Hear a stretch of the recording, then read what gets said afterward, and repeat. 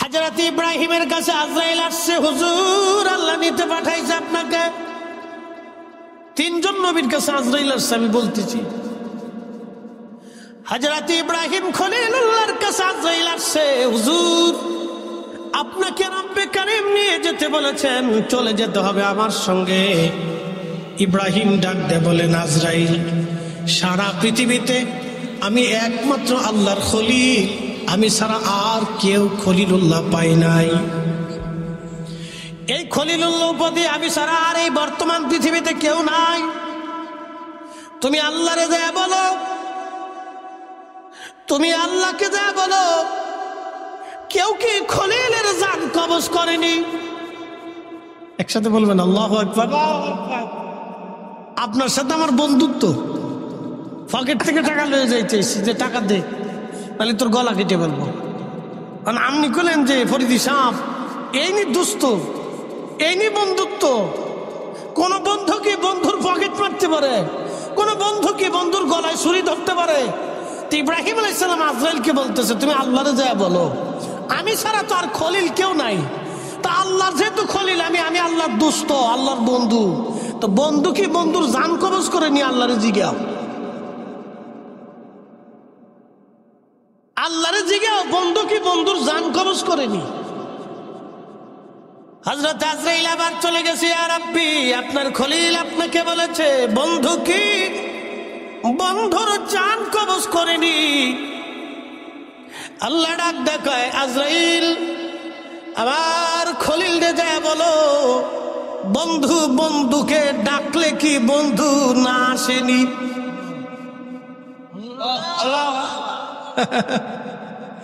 বন্ধু বন্ধুরে যদি তার বাড়ি ডাকে, বন্ধু না আসেনি?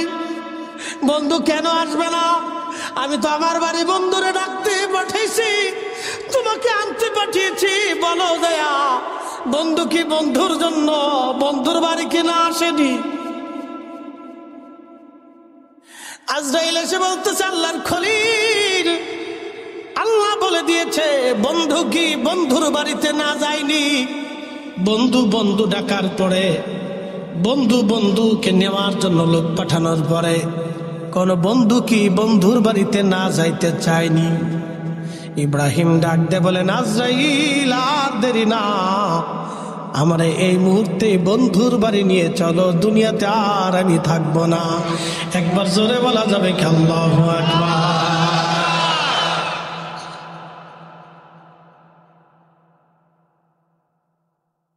কষ্ট হইতেছে আপনাদের?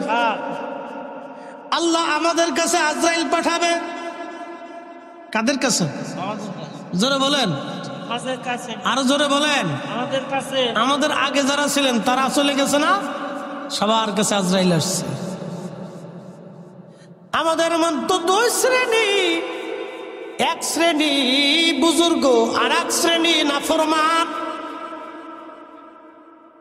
বুজুর্গ শ্রেণী যারা, তাদের কাছে আজরাইল এসে ডাক দিবে, ইয়া আইয়াতুহান নাফসুল মুতমাইন্নাতু রজিই ইলা রাব্বিকি রাদিয়াতাম মারদিয়া। হে নফসে মুতমাইন্না, একসাথে বলবেন আল্লাহু আকবার। হে নফসে মুতমাইন্না, প্রশান্ত আত্মা, নামাজ পড়েছো, রোজা রাখছো, হজ করছো, যাকাত দিছো, জিকির করেছো, দোয়া করেছো, ক্ষুধার ভয়ে চোখের পানি ফেলেছো, রাসূলের ইশকে নিজের জীবন করেছো তুমি। হে নফসে মুতমাইন্না, ইরজিই ইলা রাব্বিকি রাদিয়াতাম মারদিয়া। তুমি আল্লাহর সন্তুষ্টির দিকে চলে আসো, আমি আল্লাহর রাজির দিকে চলে আসো। একসাথে বলা যাবে কি আল্লাহু আকবার? না না, আরো জোরে বলেন আল্লাহু আকবার। এই আল্লাহ ডাক দিবেন, নদখুলি ফি ইবাদি ফাদখুলি ফি ইবাদি ওয়াদখুলি জান্নাতি। হে নফসে মুতমাইন্না, হে বুজুর্গ, হে আমার ওলি, তুমি চলে আসো, আমি আল্লাহর সন্তুষ্টির দিকে চলে আসো, আমি আল্লাহর কাছে চলে আসো। আমার ইবাদত গুজার বান্দারা যেখানে ঘুমায় ওই জান্নাতের মধ্যে তুমি চলে আসো। এই জন্য অলি বুজুর্গ যারা, তাদের কবরটাকে আল্লাহ জান্নাতের টুকরা বানায় দেয়, জান্নাতের বাগান বানায় দেয়। একসাথে বলা যাবে কি মারহাবা। অলি ইন্তেকালের পরে আকাশ কাঁদে, জমিন কাঁদে, মাছ কাঁদে, গাছ কাঁদে, পশু কাঁদে, পাখি কাঁদে, মানুষ কাঁদে, কুল মাখলুক কলি অলিদের ইন্তেকালের পরে চোখের পানি ফেলে ফেলে তারা কান্না করতে থাকে আর বলে, রাব্বি জমিন থেকে তুমি তোমার অলি নিয়ে চলে গেলা, অলি নিয়ে চলে গেলা, অলি নিয়ে চলে গেলা, অলি নিয়ে চলে গেলা।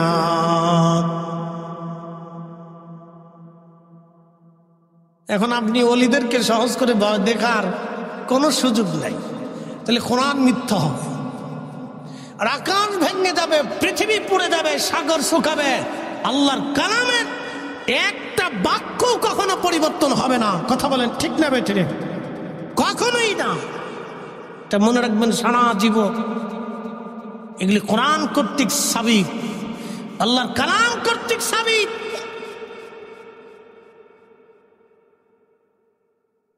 প্রিয় গোষ্ঠী আর মুসলমান, খুব মনোযোগ দিয়ে শুনে যাবেন। আজ আমাদের কাছে আজরাইল আলাইহিস সালাম আসবে, কিন্তু যারা নাফরমান তাদের জন্য বড় ভয়াবহ হবে।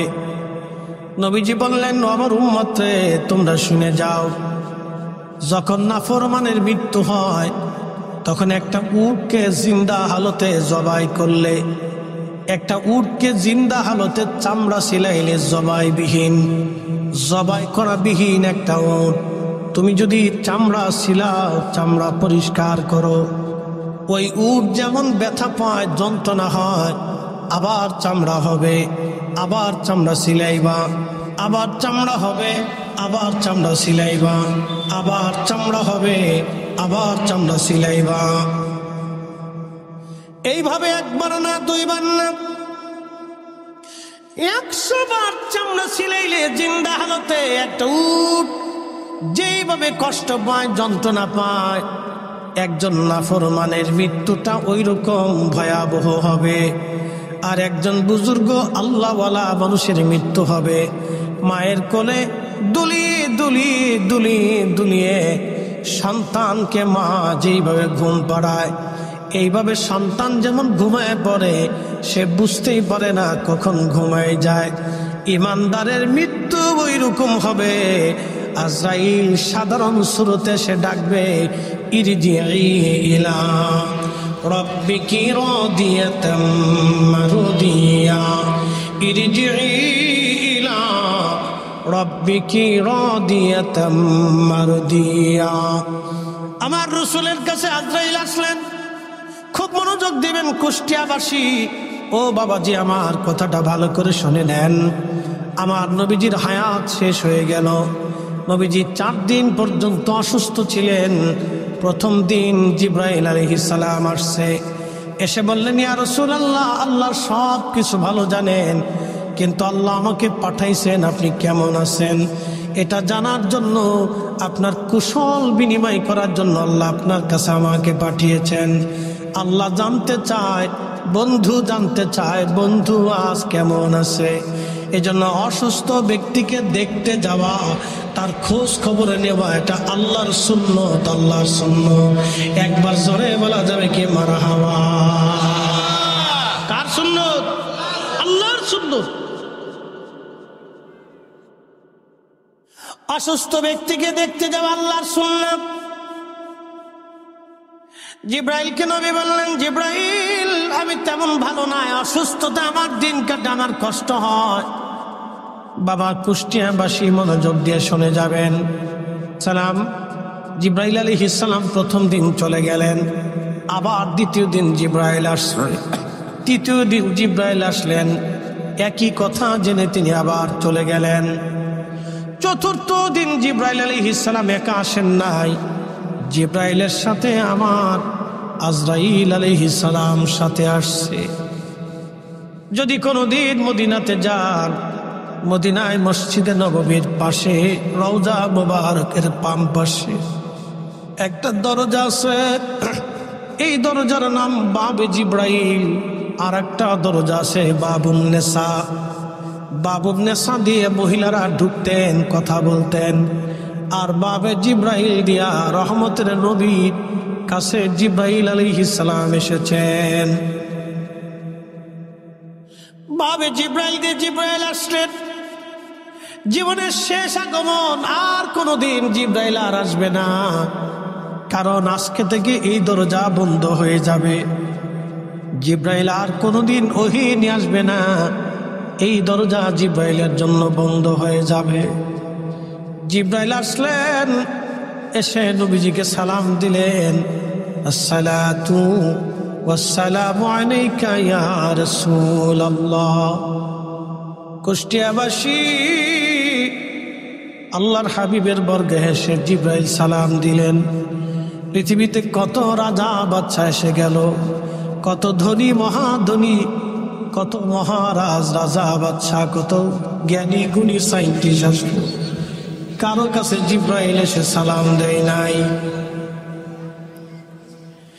জিব্রাইল সালাম দিয়ে বসে গেলেন। নবীজি বললেন, জিব্রাইল আপনার সাথে উনি কে? বলি, ইয়া রাসূলুল্লাহ, উনি সেই ব্যক্তি যে মার কোল থেকে সন্তান নিয়ে যায়, উনি সেই ব্যক্তি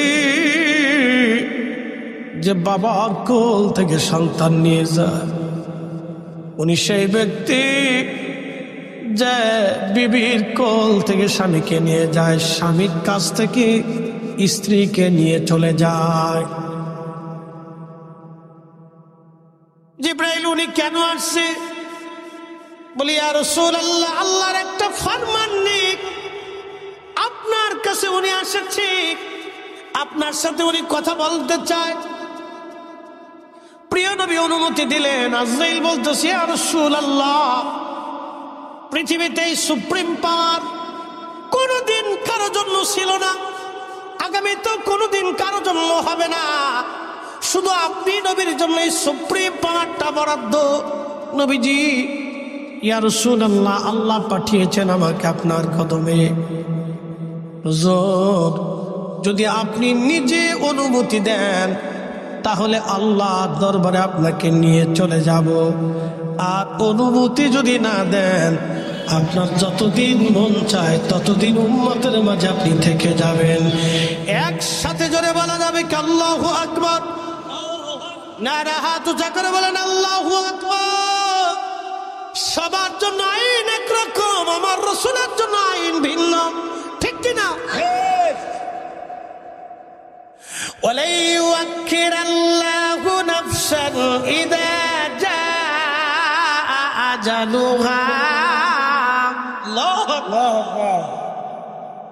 কোরআন বলতেছে, হাবিব উম্মতকে জানান, হায়াত শেষ হয়ে গেলে 1 মিনিটও দুনিয়াতে থাকা যাবে না।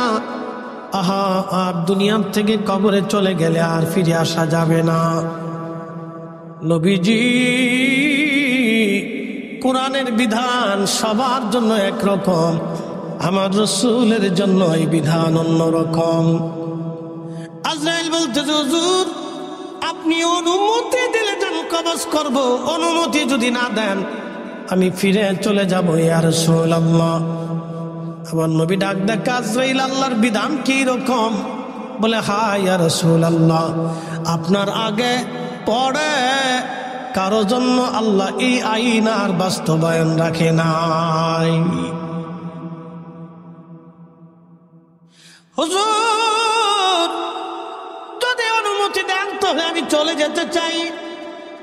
ঠিক তখনই নবীজি আর জিব্রাইলের দিকে তাকাইলেন। ভাই জিব্রাইল, বিধান কি রকম বলো? জিব্রাইল বলতেছে, হ্যাঁ ইয়া রাসূলুল্লাহ, বিধান এরকম, অনুমতি যদি দেন আপনাকে নিয়ে চলে যাব, অনুমতি যদি না দেন আপনাকে রেখে চলে যাব। তবে আমার মাশুক, আপনার মাশুক আল্লাহ, আপনার মালিক আল্লাহ বন্ধুর অপেক্ষায় আগ্রহী হয়ে বসে আছে। আপনার মালিক আল্লাহ বন্ধুর কাছে ফিরে যাবে, সেই জন্য আগ্রহী হয়ে বসে আছে হুজুর। তখনই নবীজি চোখের পানি ফেলে দিলেন। জিব্রাইল আর দেরি করো না, আমাকে নিয়ে চলো আল্লাহর দরবারে, আমি আর দুনিয়াতে আর থাকতে চাই না। আজরাইল এসে পবিত্র বক্ষ মোবারকে যখন হাত মারছে, নবীজি কেঁদে দিয়ে বলেন, আজরাইল কষ্ট হয়? বলে, হুজুর আল্লাহর কসম করে বলি, আপনার জান কবজের ব্যাপারে আল্লাহ আমাকে সতর্কতা জারি করে দিয়েছেন। পৃথিবীতে আপনার যেতে এত আসানে, এত আরামে আমি কারো জান কোনোদিন কবজ করি নাই নবীজি, আর আগামীতে কারো জান এত আসানে কবজ করব না ইয়া রাসূলুল্লাহ। আল্লাহ নবী ডাক দেয়, আজরাইল বড় কষ্ট হয়। নবীজি কে আজরাইল ডাকতে বলেন, হুজুর একটু ধৈর্য ধরতে হবে। আল্লাহর নবী চলে গেলেন আল্লাহর দরবারে। সারা মদিনাতে কান্নার রোল পড়ে গেল, নবী নাই, নবী নাই, নবী নাই, নবী নাই। মদিনার মানুষ কান্না করে, নবী নাই। সাহাবীরা পাগল পরা হয়ে গেলেন। হযরত ওমরের মতো সাহাবী, এত শক্তিশালী সাহাবী, কোষের মধ্য থেকে তলোয়ার টেনে, হাতের মধ্যে তলোয়ার নিয়ে মসজিদে নববীর বাহিরে এসে বলতেছে, মদিনাবাসী, যদি বলো রাসূল মরে গেছে, দেহ থেকে মাথা আলাদা করে ফেলবো। রাসূল মরে নাই, নবী মরতে পারে না। আবু বকর সিদ্দিক একমাত্র বয়োজ্যেষ্ঠ মুরব্বী সাহাবী এসে হযরত ওমরের হাত থেকে তলোয়ার নিয়ে বলেন, ওমরে শান্ত হও, ধৈর্য ধরো, রব্বুল আলামিন যার হায়াত দিয়েছে তার ইন্তেকাল অবশ্যই হবে। কুল্লু নফস, এমন কোন জীবন নাই, দাইকাতুল মউত, তার মরণের স্বাদ আস্বাদন করা না লাগবে। হযরত ওমর নিবৃত হলেন, বেলাল পাগল পড়া হয়ে গেলেন। আম্মা জান আয়েশা বলতেছিলেন, অন্দরমহলে আমরা রসুলের বিবি সাহেবাগণ যারা ছিল, আমাদের পবিত্রা সতী সাধবী তাহেরা তৈয়বা আম্মা জানরা যারা ছিলেন, তিনারা হুজরা মুবারকের মধ্যে বসে বসে তারা কাঁদতেছিলেন। একাধারে 3 দিন আমার নবীর জানাজা মুবারক হয় নাই। 3 দিন রওজা শরীফ যেখানে, এখানে নবীজিকে, এইখানে নবীজিকে রেখে দেওয়া হয়েছিল। একাধারে 3 দিন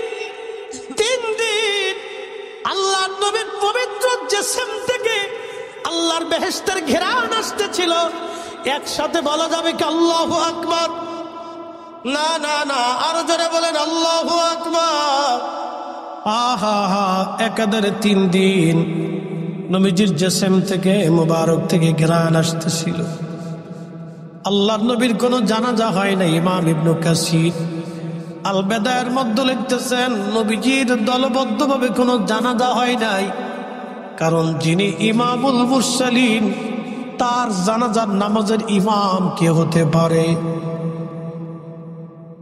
সাহাবায়ে কেরাম আসলেন, বৃদ্ধ সাহাবীরা সবাই এসে রওজা শরীফে, বর্তমানে এটা ছিল হুজরা মুবারক, এখানকার ভিতরে ঢুকে সবাই নবীজির উপরে সালাতুত তাসলিম পাঠ করলো। আল্লাহর নবীকে সালাম দিল, দুরূদ শরীফ পড়ে তারা চলে গেল। অন্যান্য সাহাবীরা আসলেন, দূরবর্তী সাহাবীরা আসলেন, সবাই দুরূদ শরীফ পড়ে পড়ে নবীজির কাছ থেকে বিদায় নিয়ে চলে গেল। এরপরে পুরুষদের মধ্যে যারা কিশোর যুবক ছিল তারা আসলো, দুরূদ সালাম পড়ে তারাও চলে গেল। এরপরে শিশুরা আসলো, আহা, তারাও নবীজির রওজা, বর্তমানে রওজা শরীফ, এইখানে নবীজিকে শুয়ে রাখা হয়েছিল জিসম মুবারক। আল্লাহ, শিশুরা এসে নবীজির উপরে সালাতু সালাম পড়ে চলে গেল। এরপরে সব পুরুষ চলে যাওয়ার পরে নারীরা আসলো। নারীরা এসে আল্লাহর হাবিবের বরগাহে নবীজির পাশে দাঁড়ায়া সালাতু সালাম পড়ে তারাও চলে গেল। সমস্ত নারীরা সালাতু সালাম পড়ে চলে গেল। আগে আম্মা জানরা আসলেন।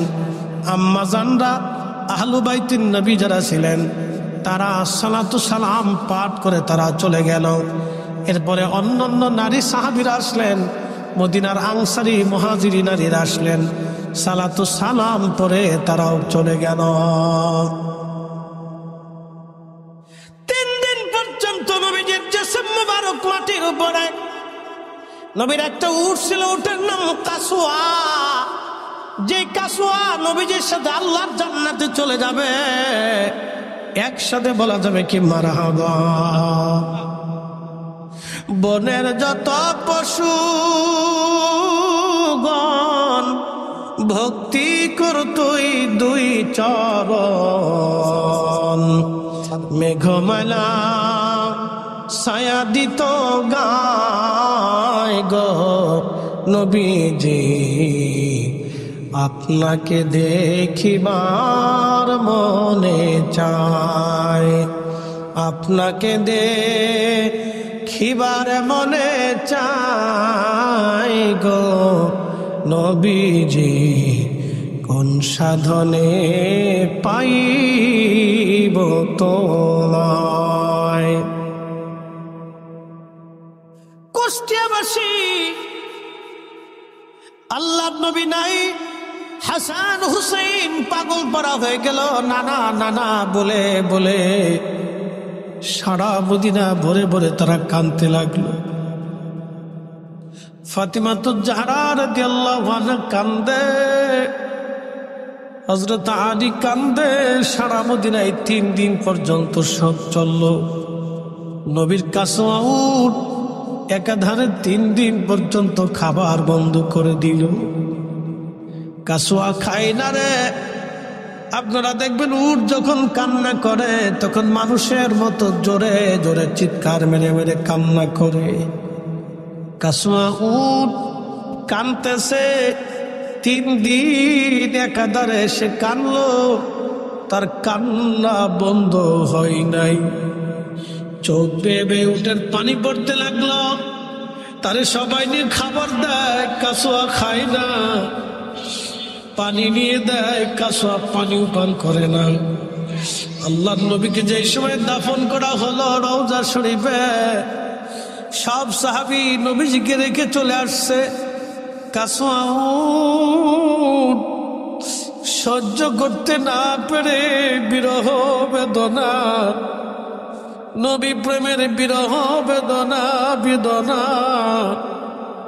রসুল প্রেমের বিরহ বেদনা কাসওয়া উট সহ্য করতে না পেরে দৌড়াইয়া দৌড়ে একটা কুয়ার মধ্যে ঝাঁপিয়ে পড়ে কাসওয়া উট দুনিয়া থেকে বিদায় নিয়ে চলে গেল।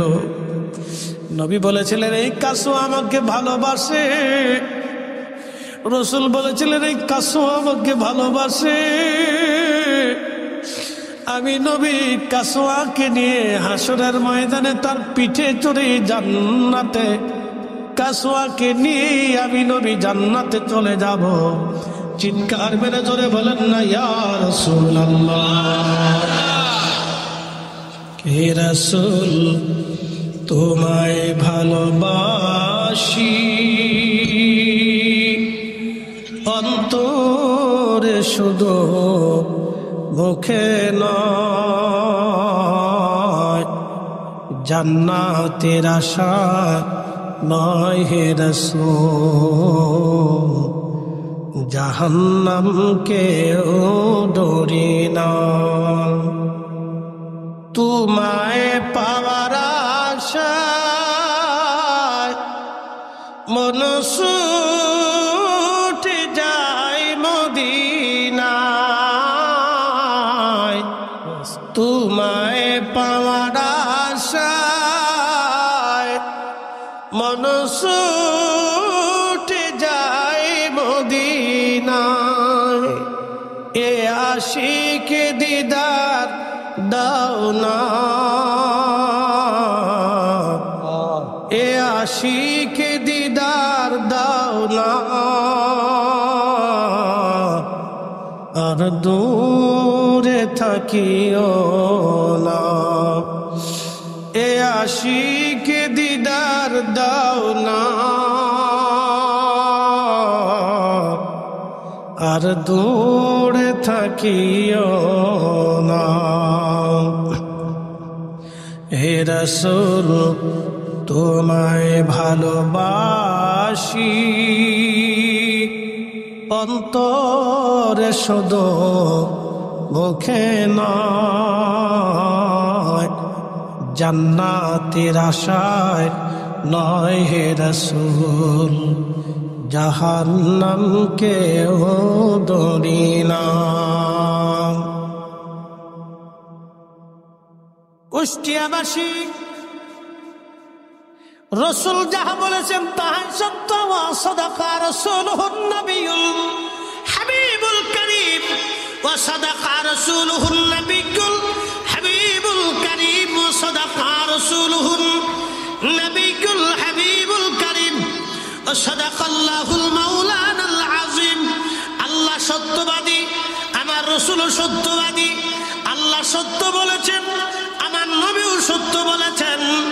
আমার আল্লাহ সত্য বলেছেন, আমার রাসূল সত্য বলেছেন। আল্লাহ সত্যবাদী, আমার রাসূল সত্যবাদী।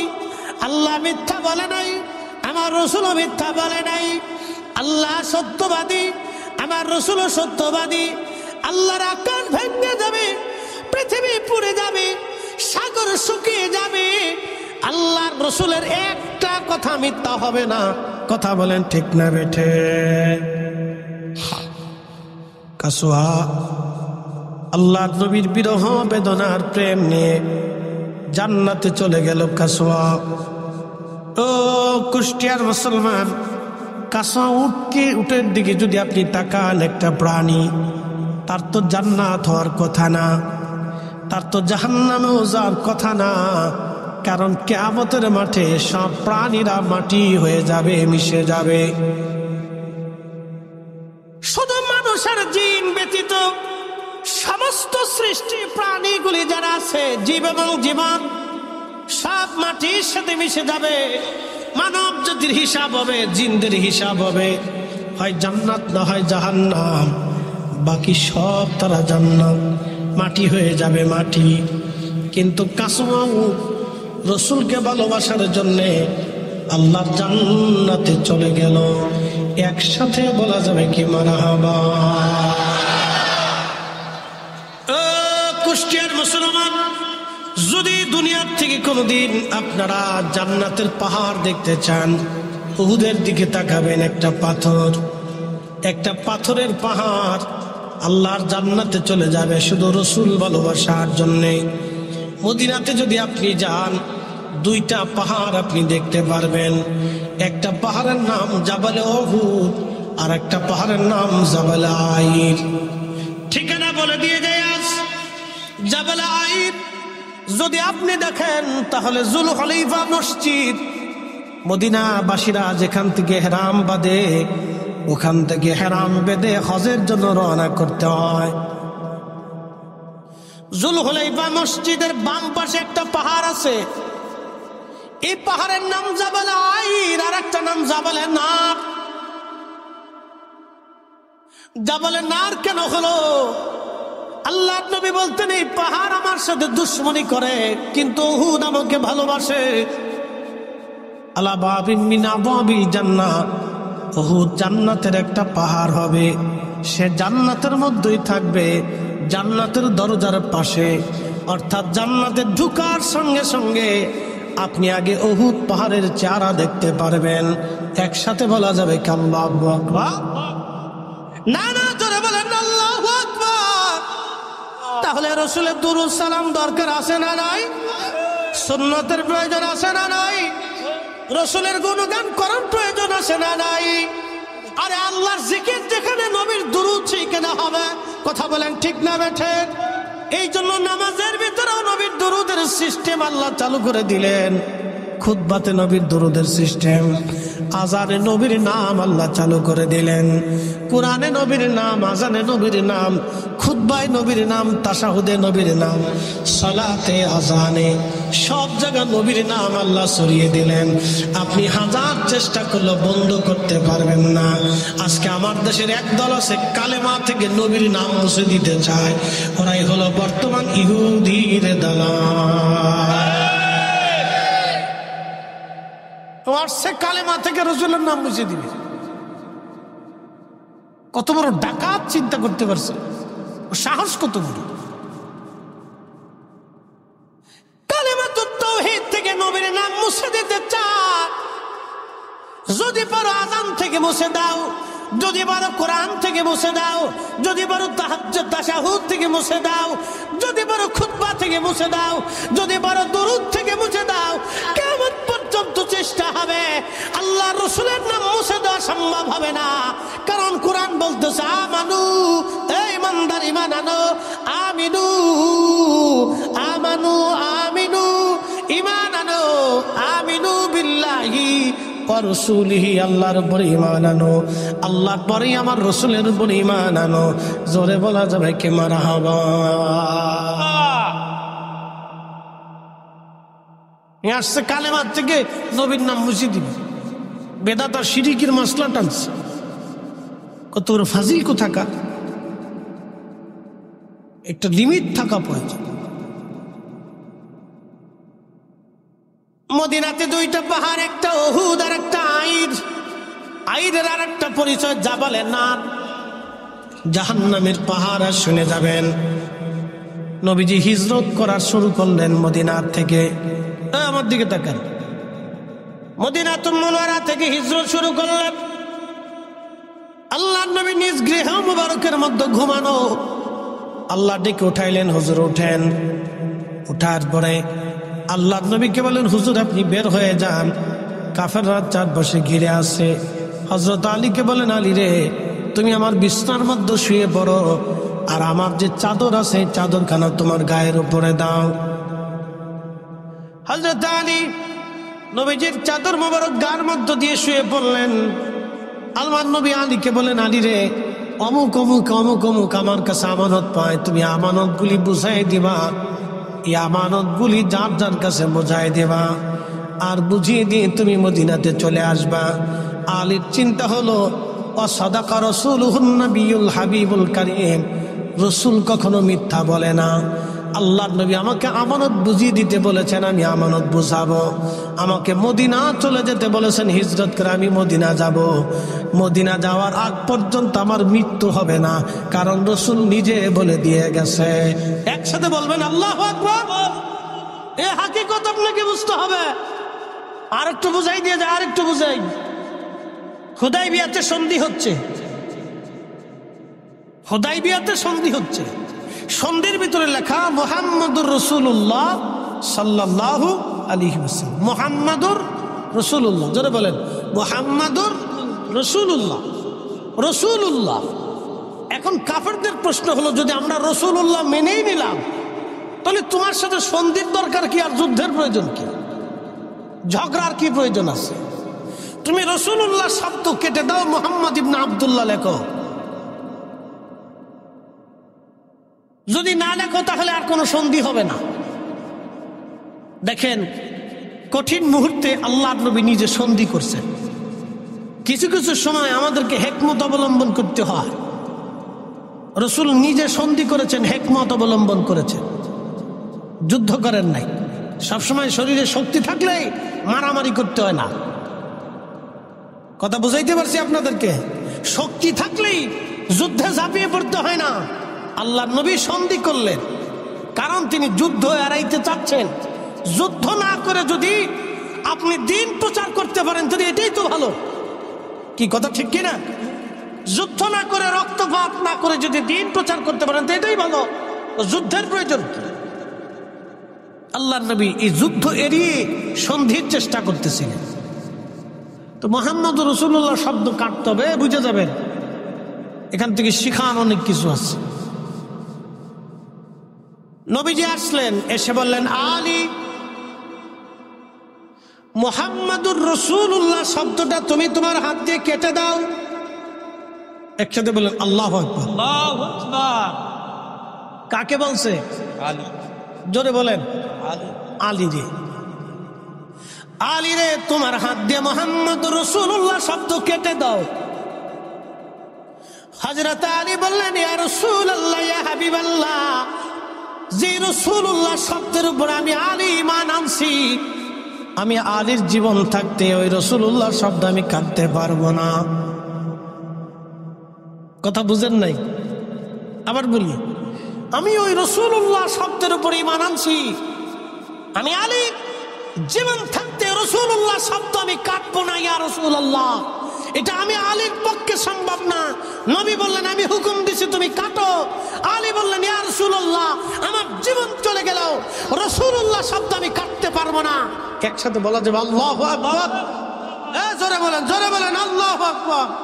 এটার নাম রাসূল প্রেম। কথা কোন ঠিক না বেটে? এটার নাম কি?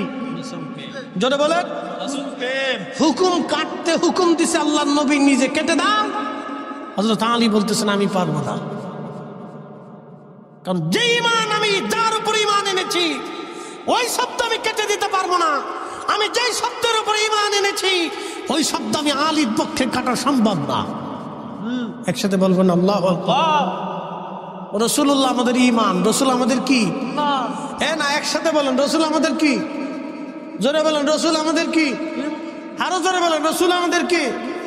এই জন্য আমরা ওই ঈমানকে তাজিম করার জন্য ইয়া নবী সালামু আলাইকা বলার পরে লক্ষ কোটি টাকা দিলেও আমরা সুন্নিরা বসে থাকতে পারি না। আপনি বসে থাকলে থাকতে পারেন, কিন্তু আমরা পারবো না। ওটা আপনার ইচ্ছা, বসবেন না দাঁড়াবেন সেটা আপনার ইচ্ছা, কিন্তু আমি পারবো না। কি কথা বলেন, ঠিক কিনা? যদি ইয়া নবী বলেন তাহলে দাঁড়াবো, আর যদি না বলেন তাহলে সে ভিন্ন কথা।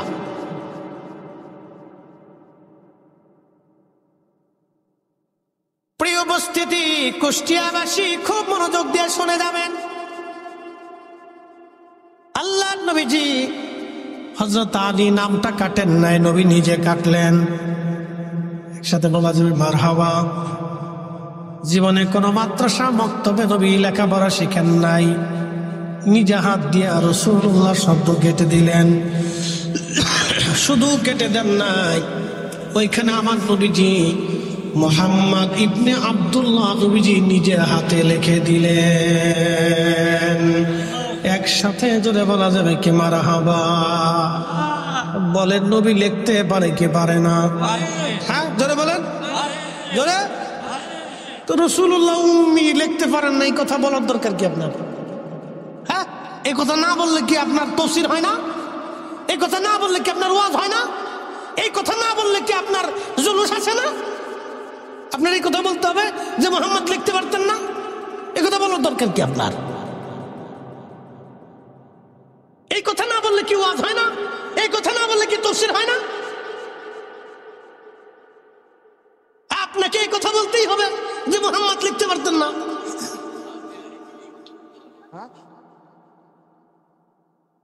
প্রিয় মুসলমান, খুব মর্যাদাবান কুষ্টিয়াবাসী, আল্লাহর নবী নিজে হাতে লিখে দিলেন মুহাম্মদ ইবনে আব্দুল্লাহ। একসাথে বলা যাবে না আল্লাহু আকবার। নবী লিখতে পারে? পারে। হাত উঁচা করে বলেন পারে, যারা বলেন পারে।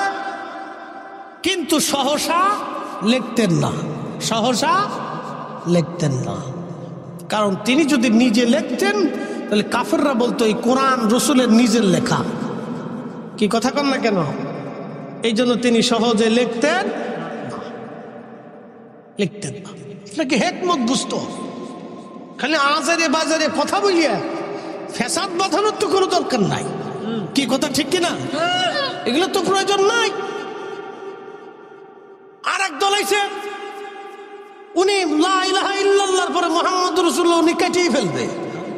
মসজিদে লেখা ওখান থেকে কাটবে, মাদ্রাসার দরজাতে লেখা ওখান থেকে কাটবে। কে তোমাকে আল্লাহ দুনিয়াতে পাঠাইছে এই মুহাম্মদুর রাসূলুল্লাহ শব্দ কাটার জন্য? শয়তান কোথাকার! তোকে আল্লাহ দুনিয়াতে পাঠাইছে হারাম বন্ধ করার জন্য, জুলুম বন্ধ করার জন্য, সুদ বন্ধ করার জন্য, ঘুষ বন্ধ করার জন্য, অন্যায় বন্ধ করার জন্য। আল্লাহলি মোসামতি যতদিন শেষ না হবে ততদিন এই দেশে আল্লাহর দিন প্রতিষ্ঠিত করা সম্ভব হবে না। কথা বলুন ঠিক না ঠিক? আপনি যতই চেষ্টা করেন, লাফালাফি করেন, কাজ হবে না। 18 কোটি মুসলমান, তাতে কি হয়েছে? কিচ্ছু হবে না। 500 টাকা দিলে এদেশের অন্তত 10 কোটি মুসলমান আছে, 500 টাকা দিলে ভোট চেঞ্জ করে ফেলে রাত্রে। আপনি ঠিক করলে ঠিক, না ঠিক করলে ঠিক। 500 টাকা মাইনে দিবেন, জায়গা মতো দেখবেন যে রাত্রিবেলায় ভোট চেঞ্জ হয়ে গেছে। সারা মাস ভরে চিল্লেছে, সারা মাস ভরে চিল্লেছে, ধানের শীষ, ধানের শীষ, ধানের শীষ, লাঙ্গল লাঙ্গল। পরের দিন সকালবেলা ভোটে মেরে দিচ্ছে, 500 টাকা দিছে, মেরে দিচ্ছে। যাও,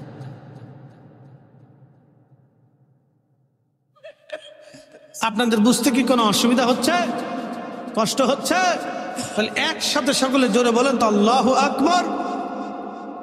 আমাদের পথ কয়টা? কার পথ? জোরে বলেন। পথ একটা, আমাদের সবার পথ একটা। এই শোনেন, নাম ইসলামী জালসা, নাম কি? জোরে বলেন। যদি এখানে তাফসীরুল কুরআন মাহফিল থাকতো, যদি এখানে ইসলাহি মাহফিল থাকতো, যদি এখানে খতমে বুখারী থাকতো, যদি এখানে সালানা ইসলাহি জলসা থাকতো, যদি এখানে ইসলামী মহাসম্মেলন থাকতো, যদি এখানে হালকায় জিকির থাকতো, কাজ কয়টা? জোরে কর না কেন, কথা না কেন? সব আলেমদের কাজ কয়টা? কার দিকে ডাকা? জোরে বলেন। আমরা কার দিকে ডাকতেছি? জোরে বলেন। যারা তাফসীর করবে তারা কার দিকে? যারা খতমে বুখারী তারা কার দিকে? যারা মিলাদুন নবী করে তারা কার দিকে? যারা মিলাদ মাহফিল করে তারা কার দিকে? যারা হালকায় জিকির করে তারা কার দিকে? তো সবার কাজ তো একদিকে, নাম ভিন্ন ভিন্ন হইতে পারে, কথা ঠিক কি না? নাম কি ভিন্ন ভিন্ন হতে পারে, কাজ কিন্তু একটাই, কাজ একটাই। আল্লাহর দিকে ডাকার বিভিন্ন পদ্ধতি আছে। কেউ বই লেখে ডাকে, কেউ ওয়াজ করে ডাকে, কেউ মাহফিল দিয়ে ডাকে, কেউ মসজিদে বসে ডাকে, কেউ মাদ্রাসা দিয়ে ডাকে, কেউ নুরানি দিয়ে ডাকে, কেউ দোকানে বসে ডাকে, কেউ কিছু খাবার দিয়ে ডাকে। বিভিন্ন ওয়েতে মানুষ সবাই আল্লাহর দিকেই ডাকে, কথা ঠিক কিনা? আমরা চেষ্টা করতেছি সবাই আল্লাহর দিকে ডাকার জন্য। এই ডাকার ভিতরে আমাদের ত্রুটি বিচ্যুতি সবারই কম বেশি আছে, কথা ঠিক কিনা? আমরা কেউ বুকে হাত দিয়ে বলতে পারবো না যে আমরা নিষ্পাপ। এই সুযোগ আমাদের কারো ভুল হতে পারে, ক্ষমা করবে কে? আল্লাহ। প্রিয় ভাই আমার, কুষ্টিয়াবাসী খুব মনোযোগ দিয়ে শুনে যাবেন। বলছিলাম মদিনাতে 2টা পাহাড়, একটা পাহাড়ের নাম জাবাল উহুদ আর একটা পাহাড়ের নাম জাবাল আইর। খুব মনোযোগের সাথে কথা শুনবেন। নবী হিজরত করে রওনা। এমন সময় হযরত আলীকে রেখে বের হয়ে চলে আসলেন আবু বকর সিদ্দিক রাদিয়াল্লাহু আনহু। ঘরের দরজার পাশে যে টুকা দিলেন, আবু বকর জোরে বলেন নাই, আমার দিকে তাকাবেন, জোরে বলেন নাই, শুধু বলছেন আবু বকর। আবু বকর ছোট্ট করে একটি টুকা দিয়ে বলেন আবু বকর। জাবাল ওমর, জাবাল আবু বকর পাশাপাশি পাহাড় মক্কায়। ওমরের বাড়ি জাবাল আবু বকরে ছিল, জাবাল আবু বকরে আবু বকরের বাড়ি পাশাপাশি। নবীজির বাড়ি জাবাল আবু কুবাইস থেকে পায়ে হেঁটে অন্তত মিনিমাম হলো 10 থেকে 15 মিনিট সময় আপনার লাগবে বর্তমান সিচুয়েশনে পায়ে হেঁটে। আহা, আল্লাহর নবী হেঁটে হেঁটে জাবালে আবু বকরের বাড়ি আসলেন। ছোট্ট করে ডাক দিলেন আবু বকর। দরজা খুলে গেল। নবীজি বলেন আবু বকর তুমি কি ঘুমাও নাই? আবু বকর ডাক দিয়ে বলেন ইয়া রাসূলুল্লাহ, বহুদিন আগে আপনি বলেছিলেন হিজরত করা লাগতে পারে, সেই জন্য আবু বকর প্রস্তুতি নিয়ে আমি আজকে বহুদিন ধরে আপনার অপেক্ষায় ঘরে দরজায় হেলান দিয়ে দাঁড়ানো আছি। বহুদিন ধরে আমি আমার স্ত্রীর সঙ্গে শয্যাশায়ী হই না। আপনি নবীর আশায় একসাথে বলবেন কি মারহাবা। নবী আপনি আসবেন এই জন্য আমি একটা সেকেন্ডের জন্য সারা রাত আমি বিছনায় পিঠ লাগাই না নবীজি। দরজার সাথে আমি ঠেস মেরে দাঁড়িয়ে থাকি কখন আপনি আসবেন। যদি আমি আবু বকর ঘুমিয়ে থাকি, আপনি এসে আমাকে আবু বকর বলে ডাকবেন। আপনি নবীর কষ্ট হবে সেই জন্য আমি দাঁড়ায় রইছি। আল্লাহর নবী বলেন, আবু বকর চলো। দুইজন পায়ে হেঁটে হেঁটে জাবালে সৌরের পাশে একটা পাহাড় আছে, জাবালে সাবির। পায়ে হেঁটে হেঁটে জাবালে সাবিরে উঠলেন। জাবালে সাবিরে ওঠার পরে জাবালে সাবির নবীজিকে সালাম দিলেন, আসসালাতু আসসালামু আলাইকা ইয়া রাসূলুল্লাহ। জাবালে সাবির আমার নবীরে সালাম দিল। নবীজিকে বলতেছে, ইয়া রাসূলুল্লাহ, আমি জাবালে সাবির। নবী গো, আপনি আমার কাছে আসছেন, আমার কাছে পালানোর মতো কোনো গুহা নাই। নবীজি, আপনি যদি আমার উপরে থাকেন, সকালবেলা কাফেররা এসে যদি আপনাকে আমার উপরে মারে, কিয়ামতের ময়দানে আমি আল্লাহর কাছে কি জবাব দিব? নবীজি, আপনি পার্শ্ববর্তী পাহাড় জাবালে সৌরে চলে যান, ওখানে গুহা আছে। আল্লাহর নবী জাবালে সৌরে চলে গেলে ইতিমধ্যে সৌর নবীকে সালাম দিল। জাবালে সৌরে চলে যাওয়ার পরে গুহার ভিতরে ঢুকলেন। গুহার ভিতরে ঢুকার পরে শুনে যাবে না, গুহার ভিতরে ঢুকার পরে একটা মাকড়সা এসে গুহার সামনে জাল বনায় দিল। একটা কবুতর এসে গুহার সামনে বাসা বানাইয়া ডিম পেড়ে দিল। আল্লাহু আকবার। ওই কবুতরের দল এখনো কাবা শরীফে কেউ গেছেন? এখানে হাজি আছেন? কেউ হাত উঁচা করেন। হাজি যারা আছেন মেহরবানি করে হাত উঁচা করেন। হাজি, হ্যাঁ দাদু আছেন হাজি সাহেব? এখানে কয়েকজন হাজি আছেন। মক্কায় কবুতর দেখছেন না? অনেক কবুতর। এই সেই কবুতর, এই সেই কবুতর যেই কবুতরের ডিম পেড়েছিল রসুলকে বাঁচানোর জন্য। এই জন্য মক্কাতে এই কবুতরকে মানুষ খাবার খাওয়া, কেউ একটা কবুতর ধরবে না। ও সারা মক্কা ভরে পায়খানা পেশাব করবে, সারা মক্কার অলিগলি যে বাথরুম করবে কবুতর, একটা কবুতর কেউ তাড়াবে না। সেই কবুতর আমি লিখে নেই, ইমাম ইবনে কাসির আল বেদার ভিতরে লিখছেন, এটাই মক্কাতে সেই কবুতর। আজকে থেকে না, 1400 বছর ধরে এই কবুতর এখনো আছে, কিয়ামত পর্যন্ত এই কবুতর থাকবে। একসাথে বলা যাবে না আল্লাহু আকবার? বলেন, কবুতরের দাম বাড়ছে কি বাড়ে নাই? হ্যাঁ, আসতে বললেন কেন? জোরে বলেন। নবী ইজ্জত করার জন্য কবুতরের দাম বাড়ছে কি বাড়ে নাই? তাহলে আপনারা করলে আপনাদেরও দাম বাড়বে। খালি বেদাত বেদাত কে চিল্লেন না, শুধু বেদাত বেদাত কে চিল্লেন না। জীবনে বহুত চিল্লাইছে, চিল্লি বাদ দেন। মুক্তি পাইতে হলে রসুলকে ভালোবাসতে হবে, তাজিম করতেই হবে। রসুল তাজিম মোহাম্মত ছাড়া উম্মত জান্নাতের চেহারা কেন সুঘ্রাণ খুঁজে কোনোদিন পাবে না।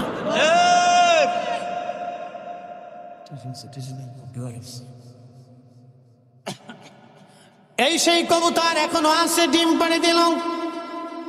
আল্লাহর নবী গুহার ভিতরে ঢুকলেন। অনেকগুলি সাপের গর্তের মতো ছোট ছোট গুহার ভিতরে ছোট ছোট গর্ত। হযরত আবু বকর সিদ্দিক রাদিয়াল্লাহু আনহুর কাছে চাদর ছিল। চাদর ছিঁড়ে ছিঁড়ে ছিঁড়ে ছিঁড়ে গর্তগুলি সব বন্ধ করে দিলেন। যেমন আমার হাতে টিস্যু, এরকম করে চাদর ছিঁড়তে লাগলেন। ছিঁড়ে ছিঁড়ে মুসরাইয়া মুসরাইয়া হযরত আবু বকর গর্তের মধ্যে ভরে ভরে দিয়ে সব গর্তগুলির মুখ বন্ধ করে দিলেন, কিন্তু একটা গর্তের মুখ বন্ধ করতে পারেন নাই। ওই গর্তের উপরে পা রাখছে। ভালোবাসা কি জিনিস বুঝে যাবে। এর নাম ভালোবাসা, ভালোবাসা, ভালোবাসা। জীবনের সবকিছু দিয়ে আবু বকর নবীকে ভালোবাসছে। একসাথে বলবেন আল্লাহু আকবার। কেন বাসছে বলে দিয়ে যাই, এই পর্যন্ত রাখলাম, আরো শিখার কিছু আছে, বলে দিয়ে যাচ্ছি, বুঝে যাবে। আবু বকর সিদ্দিক ব্যবসা করার জন্য গেছে। ব্যবসা, বর্তমান গাজা যেখানে যুদ্ধ হয়, এটার নাম আগে ছিল আসকালান। এই আসকালানে ব্যবসার জন্য গেলেন হযরত আবু বকর। তখন এই অঞ্চলটাকে শাম বলা হতো, বর্তমান সিরিয়া, ফিলিস্তিন, এই যে এরপরে আপনার জর্দান, এরপরে লিবিয়া, লেবানন, এই পুরা অঞ্চলটাকে আগে শাম বলা হতো। এই শামের সমুদ্র বন্দর ছিল বর্তমান গাজা। এই গাজাটা সমুদ্র কিনারবর্তী এলাকা, একটা বড় ব্যবসায়িক কেন্দ্র ছিল এখানে। সারা পৃথিবী থেকে জাহাজ ভরে ভরে পণ্য সামগ্রী নিয়ে মানুষেরা এখানে আসতো। আরবরা এখান থেকে পণ্য সামগ্রী কিনে কিনে সারা আরবে রন্ধে রন্ধে ছড়ায় যেত। হযরত আবু বকর গেলেন এখানে ব্যবসা করার জন্য। ব্যবসা করার জন্য তিনি যখন গেলেন, যাওয়ার পরে রাত্রিবেলা ঘুমিয়ে আসেন, স্বপ্ন দেখতেছে আকাশের একটা চাঁদ এবং সূর্য এসে হযরত আবু বকরের কোলের মধ্যে চলে আসছে। আবু বকর চাদর দিয়ে ওই চাঁদ আর সূর্যকে জড়িয়ে ধরে বুকের মধ্যে জড়িয়ে ধরে রেখেছে। যারা স্বপ্ন দেখেন, স্বপ্নের মাসালা বলে দিয়ে যাচ্ছি। স্বপ্নের মাসালা আবার কি জীবনে শুনেন নাই, আজকে শুনে যাবেন। স্বপ্নেরও মাসালা আছে। কোরআনে আল্লাহ স্বপ্নের কথা বলছেন সূরা ইউসুফে। সূরা ইউসুফে স্বপ্নের কথা আল্লাহ নিজে বলেছেন। সূরা ইউসুফ সহিহ বুখারীতে কিতাবুর রুজ্জা, সহিহ মুসলিমে কিতাবুর রুজ্জা। বিরাট স্বপ্নের উপরে আল্লাহর নবীর অনেক হাদিস আছে। যদি কোনোদিন ভালো স্বপ্ন দেখেন মানুষের কাছে বলবেন, খারাপ স্বপ্ন দেখলে সবার কাছে বলবেন না। যারা ভালো তাবির পারে তাদের কাছে বলবেন, নতুবা বলবেন না। কারণ খারাপ স্বপ্ন যদি আপনি দেখেন, যদি বলে দেন, তাহলে যিনি তাবির করবেন তিনি যাহা তাবির করবে তাই একটা নসিবে হবে। এটা সূরা ইউসুফ থেকে, তাফসীর থেকে বিশদ এই ব্যাপারে আলোচনা আসছে। আমি ওদিকে যাব না, কারণ এই বিষয়ের উপর আলোচনা করলে আমি আমার মূল থিম থেকে, চিন্তা থেকে অন্যদিকে চলে যাব। তো মনোযোগ দিয়ে, হযরতে আবু বকর সিদ্দিক যদি খারাপ স্বপ্ন দেখেন তো কি করবেন?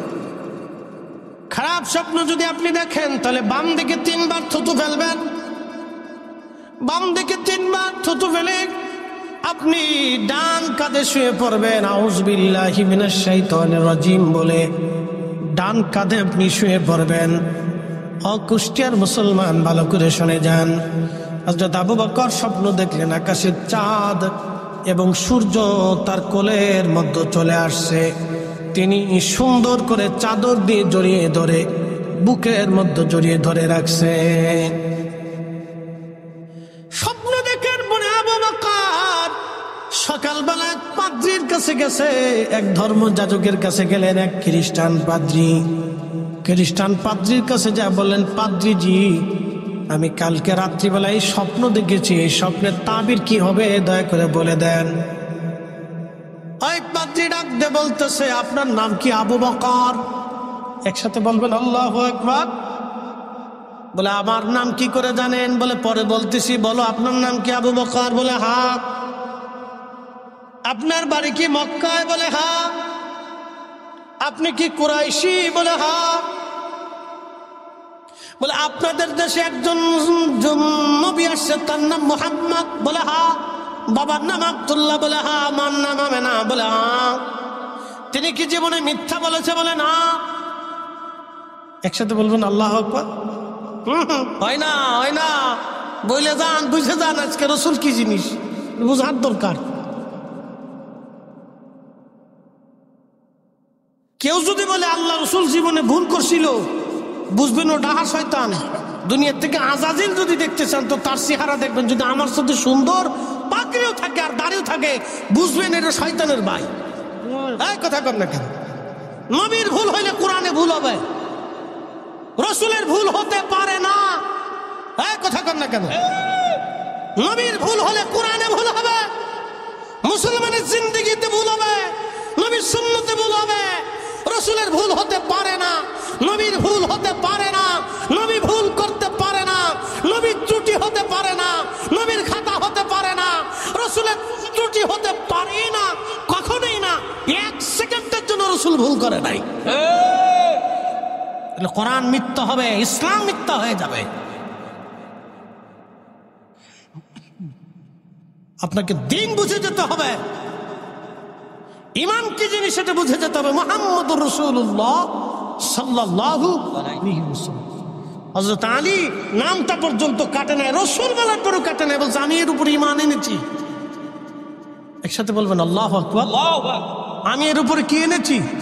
ঈমান এনেছি। এজন্য বলছি আমি ওই নামের উপরে ঈমান এনেছি। আপনি আমাকে কোটি টাকা দিলে বসে থাকতে পারবো না, বসে থাকার সুযোগ নেই।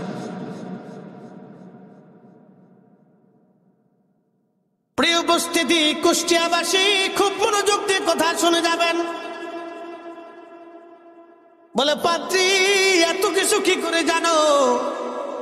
বলে আবু বকর আপনি কালকে রাত্রি যে স্বপ্ন দেখেছেন, এই স্বপ্নর কথা তাওরাত, জবুর, ইনজিলের মধ্যে লেখা আছে। একসাথে বলবেন মারহাবা। আপনি দ্রুত গতিতে মক্কায় চলে যান, এখানে আর থাকবেন না। আর এই স্বপ্নের কথা কারো কাছে বলবেন না আবু বকর, কারণ কট্টর ইহুদিরা যদি জানে তাহলে আপনার ক্ষতি করতে পারে তারা। দ্রুত গতিতে মক্কায় চলে যাবেন, ওই নবীর উপরে কালেমা পড়বেন। শুনে রাখবেন আপনার তাবির অনুযায়ী, স্বপ্ন অনুযায়ী আপনি ওই নবীর প্রধান খলিফা হবেন এবং সাহাবী হবেন, সহযোগী হবেন, তার সাথী হয়ে যাবেন। না না হয় না, আরো জোরে বলেন, জোরে জোরে জোরে। আবু বকর চলে আসছে মক্কায়। মক্কায় এসে আল্লাহ রসুলের বারগাহে এসে দাঁড়াইলেন। প্রিয় নবীজি মুস্কি মুস্কি হাসে। আল্লাহু আকবার। নবীজি কি করে? কথা কর না কেন? মুস্কি মুস্কি। কারণ আল্লাহ রসুলের রাডারে ধরা পড়ে গেছে।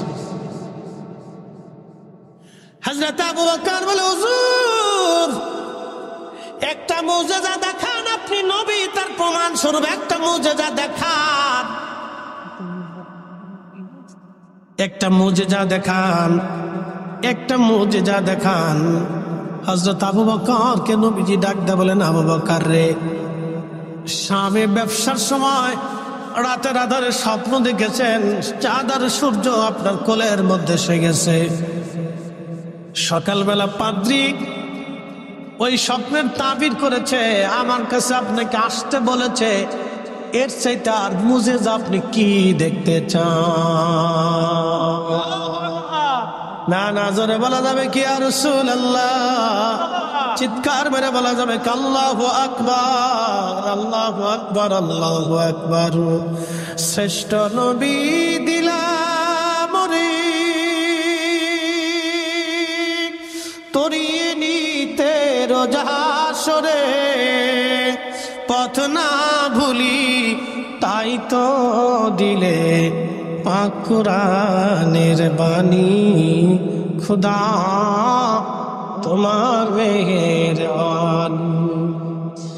কাজী নজরুল লেখছে, আন্ডার মেট্রিক, জীবনে কোনো মুহাদ্দিস না, শাইখুল হাদিস না, মুফতিও না। এত বড় মেধাবী সাহিত্যিক, প্রবন্ধ, কবি বাংলাদেশে আর কোনো মা জন্ম দিতে পারবে না, আর সম্ভব না।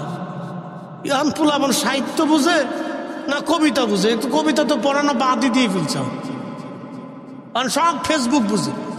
মুফতি ফেসবুক, শাইখুল মুহাদ্দিসে ফেসবুক, বিরাট ফেসবুকে চিন্তাবিদ। কাজী নজরুল এক এক করে লিখতে লিখতে লিখতে লিখতে ৪৫০০ লিখে ফেললেন আমার নবীর নাম। একসাথে বলবেন না মারহাবা। ত্রিভুবনের প্রিয় মুহাম্মদ এলো রে দুনিয়ায়, রে সাগর আকাশ বাতাস দেখবি যদি আয়, রে সাগর আকাশ বাতাস দেখবি যদি। ধুলির ধরা বেহেশত আজ জয় করিল দিল রে লাজ, আজকে খুশির ঢল নেমেছে ধূসর সাহারায়, রে সাগর আকাশ বাতাস আয়, রে সাগর আকাশ বাতাস দেখবি যদি আল্লাহুম্মা সাল্লি আলা জবান খুলে মুহাম্মাদ ওয়ালা আদি সাইয়্যিদিনা মাওলানা মুহাম্মাদ। আপনাদের বুঝতে কি কোনো অসুবিধা? আচ্ছা, খুব মনোযোগের সাথে বুঝেন। তো হযরতে সিদ্দিক আকবর রাদিয়াল্লাহু আনহু গুহার ভিতরে পা দিয়ে রাখছে। সাপ এসে বারবার কামড় দেয়। প্রচন্ড বিষের যন্ত্রণায় আবু বকর সহ্য করতে না পেরে চোখ বেয়ে পানি চলে আসলো। এক ফোঁটা পানি নবীজির মুখ মুবারকে, চেহারা মুবারকের উপরে পানি এসে পড়ল। বুঝে যান নবীজি আবু বকরের উরু মুবারকে মাথা মুবারক দিয়ে ঘুমিয়ে পড়লেন। আর এক ফোঁটা পানি এসে আল্লাহ নবীর চেহারা মুবারকে পড়ল। নবীজির ঘুম ভেঙে গেল। আবু বকর, কি হয়েছে আপনার? চোখের পানি ফেলে ফেলে কেন কান্না করেন? বলে হুজুর তেমন কিছুই না। বলে না আবু বকর বলো। বলি ইয়া রাসূলুল্লাহ, দুনিয়ার সন্তানের মহব্বতে কাঁদি না, বিবির মহব্বতে কাঁদি না, দেশ ছেড়ে চলে যাচ্ছি, দেশের ভালোবাসায় কাঁদি না, আমার জীবনের মোহে কাঁদি না। নবী, আপনি রাসূল ঘুমাচ্ছিলেন, উরুর উপরে মাথা রেখে। আল্লাহর কসম আপনার ঘুম আরাম আমি ব্যাঘাত ঘটাইতে চাই না ইয়া রাসূলুল্লাহ। আপনার ঘুমে কষ্ট হোক, আপনাকে আমি জাগাইতে চাই নাই নবীজি। সমস্ত গুহার গর্তের মুখগুলি বন্ধ করেছি, একটা গর্তের মুখ আমি বন্ধ করতে পারি নাই। আমি পা দিয়ে রেখেছি, একটা সাপ এসে বারবার আমাকে দংশন করতেছে, কামড় মারতেছে। ইয়া রাসূলুল্লাহ, বিষের যন্ত্রণা সহ্য করতে না পেরে আমি কাঁদতেছি। আল্লাহ নবী বললেন, আবু বকর কোথায় তোমাকে কামড় দিয়েছে বলো। দেখানোর পর আল্লাহ নবী মুখ মুবারক থেকে একটু লালা নিয়ে ক্ষত স্থানে লাগাই দেওয়ার সঙ্গে সঙ্গে সমস্ত সাপের বিষগুলি নিমিষের মধ্যে পানি হয়ে গেল।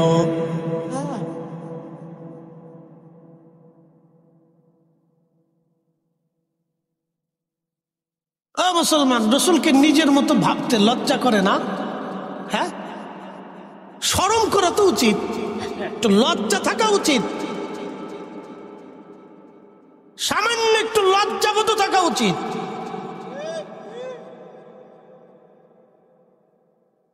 যদি কোনোদিন উহুদে যান, বদরে যান, মদিনার থেকে বদরের দিকে রওনা করবেন, অথবা বদর থেকে মদিনার দিকে আসবেন, একটা জায়গার নাম বীরে শেফা, একটা কুয়া আছে। 70 জন নবী কুয়ার পানি পান করেছেন। এখানে একটা ছোট্ট মসজিদ আছে, 70 জন নবী মসজিদে নামাজ পড়েছে। তার মানে 7000 বছর ইতিহাস, 7000 বছর ধরে এই কুয়ার পানি কখনো শুকায় নাই। কিন্তু নবী বদর থেকে জিহাদ শেষে বিজয়ী বেশে যখন মদিনার দিকে আসতেছিলেন, তখন এখানে কুয়া থাকার কারণে আল্লাহ নবী নিজে তাবু গাড়লেন। তাবু গাড়ার পরে সাহাবীরা এসে বলল, হুজুর পানির আশায় তাবু গেড়েছি, কিন্তু কুয়ার মধ্যে কোনো পানি নাই, একেবারে শুকায়া চৌচির হয়ে গেছে ইয়া রাসূলুল্লাহ। আল্লাহ নবী আসলেন, কুয়ার পাশে দাঁড়াইয়া নিজের পবিত্র থুতু মুবারক কুয়ার মধ্যে নিক্ষেপ করলেন। আহা, কুয়ার ভিতর থেকে থুতু মুবারক লাগার সঙ্গে সঙ্গে শুকনা জায়গা জোয়ার এসে গেল। শুধু জোয়ার আসেই নাই, কুয়া ভরে গেল।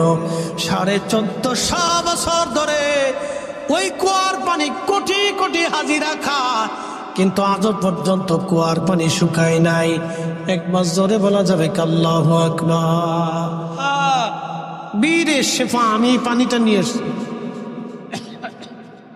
জমজমের পানি, বীরে গাছের পানি, বীরে রোহার পানি, বীরে শেফার পানি, আরো অনেকগুলি কুয়া আছে মক্কা মদিনাতে, তো অনেকগুলি কুয়ার পানি নিয়ে আসছি। তা আনা তো যায় না, শুধু জমজম আনতে দেয়, তাও জমজম এখন বিমানে আনতে দেয় না, ওরা বাংলাদেশ থেকে বোতল দিয়ে দেয়। তো বোতল ভরে ভিতরে খুব সেভ করে কাগজপত্র এই আনুষঙ্গিক দিয়ে পেঁচিয়ে তারপরে আনছি, কাস্টমসে ঝামেলা করে। বীর সে পান আল্লাহ রসুলের পবিত্র থুতু মুবারক ফালানোর সেই মুজেজার পানি এখনো আছে। পৃথিবীর কোন পানির সাথে এই পানির আপনি টেস্ট এক জায়গায় করতে পারবেন না। জমজমের পানির সাথে টেস্ট এক হবে না। সৌদি আরবের আরো যত কুয়া আছে, পানি আছে, এই কুয়ার সাথে এই কুয়ার পানির টেস্ট এক হবে না। একসাথে বলবেন আল্লাহু আকবার, বুঝে যাবে। থুতু মুবারক, থুতু মুবারকের বরকত মারার সাথে সাথে সাথে সাথে হযরত আবু বকরের সমস্ত বিষ শরীরের পানি হয়ে গেল। একসাথে বলেন আল্লাহু আকবার। না নাচতে হয়ে গেছে, যদি বলেন আছে আমরা নবীর মতো কি ডরাইতেছেন আপনারা? হ্যাঁ, কোরআনে বলছে ওই কথা, আপনি তাফসীর বুঝেন। কুল ইন্নামা আনা বাশার, হুজুর আপনি বলে দেন বাশারুম মিসলুকুম, আমি তোমাদের মতো মানুষ। এই আয়াত দিয়ে আল্লাহ কি বুঝিয়েছেন আমি তাফসীর করলে তো হবে না, তাফসীর করেছেন মুফাসসিরে কোরআন রাইসুল জিনি। আরে কত ওয়াজের ইচ্ছা পোষণ আসতেছে, মানুষ আমি একা, এত ওয়াজের কথা বললে তো না। ঠিক আছে, ওই এক একজন এক এক ওয়াজ শুনছে না, সেই ওয়াজ শুনে সে আবেদন করতেছে। এটা হতে পারে, এটা মহব্বতের দৃষ্টিকোণ থেকে বলতে পারে, কিন্তু আমি কি সব ওয়াজ আজকে করা সম্ভব হবে? সব সম্ভব না। তো খুব মনোযোগ দিন, মিসলুকুম, আমি তোমাদের মতো। এই আয়াতের তাফসীর ইবনে আব্বাস করেছেন 1450 বছর আগে। তিনি রাখছেন আল্লাহ এই আয়াত দিয়ে রসুলকে আত্মাওয়াদু, বিনয় নম্রতা শিক্ষা দিয়েছেন, বিনয়ী হতে বলেছেন। বিনয়ী বলে দাও তুমি আমাদের মতো। রসুল বলছেন আমাদের মতো, তো ঠিক আছে, নবীজি থুতু মেরে কুয়ার নিচ থেকে পানি উঠিয়েছেন, আপনি একটু টিউবওয়েল থেকে উঠান। কি কথা কন না কেন? আল্লাহর নবী থুতু মুবারক লাগার কারণে সাপের বিষ পানি হয়ে গেছে, আপনার সাপের বিষ পানি করার দরকার নেই, আপনি বিড়ালের বিষ পানি করে দেখান। কি কথা কন না কেন? সাপেরটা দরকার না, আপনি বিড়ালেরটাই করেন। সাপের কাছে যাওয়ার দরকার নাই, আপনি বিড়ালেরটা করেন। 3 দিন নবীজি জমিনের উপরে, আল্লাহর নবী শরীর মোবারক থেকে সুঘ্রাণ আসে। একসাথে বলবেন আল্লাহু আকবার। ওহুদের ওয়াজ করতেছিলাম, এদিকে চলে যায়। ওহুদে এখনো রসুল করিমের পবিত্র সুঘ্রাণ ওহুদ থেকে আসে। আমি নিজে তার রাস সাক্ষী, নিজে নিজে কোথায় গেলে পাবেন বলে দিচ্ছি, কখন গেলে পাবেন তা বলে দিচ্ছি। ওহুদে দিনে বহুবার গেছি, ওহুদের পাথর, পাহাড়ের পাথর আমি নিয়ে আসছি, অনেকগুলি গুছিয়ে গুছিয়ে আনছি। রসুল কেন আনছেন? আমি এনেছি এই জন্য, আল্লাহ রসুল বলছেন এই ওহুদ আমাকে ভালোবাসতো, আমি নবী ওহুদকে ভালোবাসি। আলা বাবিম মিন আবওয়াবিল জান্নাহ, আমার উম্মত তোমরা জান্নাতে ঢোকার সাথে ওহুদকে আগে দেখতে পারবা। ওহুদকে আল্লাহ জান্নাতের দরজার পাশে রেখে দিবে, কারণ আমাকে ভালোবাসে, আমাকে ভালোবাসার জন্য ওহুদ আল্লাহ জান্নাতে চলে যাবে। তো দুনিয়াতে জান্নাতের পাহাড় আছে ওহুদ, এই জন্য তো পাথরের সরকিল আর কি কিছু নিয়ে আসছি, বাড়িতে রেখে দিছি, যে জান্নাতের পাহাড়ের পাথর আমার ঘরে আছে, শুধু এতটুকু। আমার হাতে যে আংটি দেখেন, এই আংটি হচ্ছে আকিক পাথর। মদিনাতে একটা জায়গা আছে, শোনেন, মদিনা ইউনিভার্সিটির সামনে যদি কোনোদিন যান তো একটা ওয়াদি আছে, ওয়াদি আল মুবারাক। এই ওয়াদি আল মুবারাকের আর একটা ওয়াদি আকিক, এর পাথর দিয়ে এই পাথর বানানো হয়। আকিকের ওয়াদি মুবারকের পাথর দিয়ে এই আকিক পাথরের আংটি বানানো হয়।